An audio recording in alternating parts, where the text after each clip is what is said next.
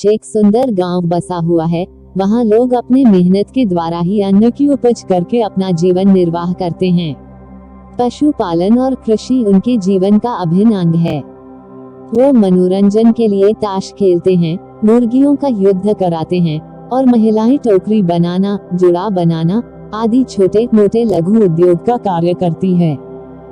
गांव के बाहर एक कच्चा कुआं है। रात के अंधेरे में वहां कोई भी नहीं जाता, क्योंकि उस कुएं के बारे में कई सारी कहानियां लोगों ने सुन चुकी थी। कुछ लोग कहते हैं उस गांव के कुएं के पास बहुत सारे भूत रात को पानी पीने आते हैं। कुछ लोग बताते हैं कि एक दिन राहगीर उस कुएं में गिरकर मर गया था और उसकी आत्मा अब वही भटकती रहती है और कोई जाता है तो उसे मार डालती है।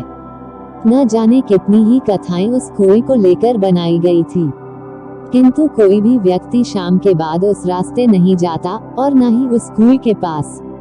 एक दिन की बात है, गांव में लोग आपस में उस कुएं को लेकर बात कर रहे थे। उसमें एक लोहार भी शामिल था।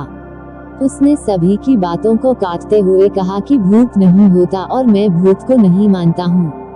लोग उसे डांटने लगे और उसे भूत होने का यकीन दिलाने लगे, किंतु लोहार डटकर उनका सामना करने लगा और कहने लगा कि भूत नहीं होता, मैं उस कुएं के पास जाकर सबको साबित करूंगा। लोहार रात को उस कुएं के पास जाने के लिए तैयार हुआ। उसने अपने हाथ एक कुल्हाड़ी भी ले ली। वो कुएं की ओर चल पड़ा। रात बीत गई लेकिन लोहार कभी नहीं आया। सवेरे उसका मृत शरीर कुएं में मिला। इसके बाद से भूत का डर पूरे गांव में लहर की तरह दौड़ गया। गांव के बच्चे अब शाम होते ही डर के मारे अपने माता पिता के पास पहुंच जाते। एक समय की बात है, एक फौजी अपने घर छुट्टी पर आया हुआ था। वो अपने बेटे को कहने लगा कि गांव के बाहर एक उनका मित्र रहता है, उनके वहां जाकर एक टोकरी ले आओ, सुबह हमें खेती के लिए जाना है। इस पर फौजी का बेटा अमृत डर से वहां जाने के लिए मना कर दिया। फौजी ने उसके डर का कारण जाना तो समझ में आया कि गांव में भूतों का भय है, जिसके कारण पूरा गांव रात के अंधेरे में बाहर ही नहीं निकलता। इस डर को अपने बेटे के जेहन से दूर करने के लिए फौजी ने ठान लिया, क्योंकि वह फौजी का बेटा था और फौजी के सामने डर नाम की कोई चीज नहीं होती। फौजी ने एक टॉर्च लिया और अपने बेटे के साथ टहलने के लिए बाहर निकल गया। अमृत डरते डरते अपने पिता के पीछे हाथ पकड़कर चलता रहा। फौजी अपने बेटे को लेकर उसी कुएं के पास पहुंच गया, जहां की कहानियां सभी लोग सुनाया करते थे।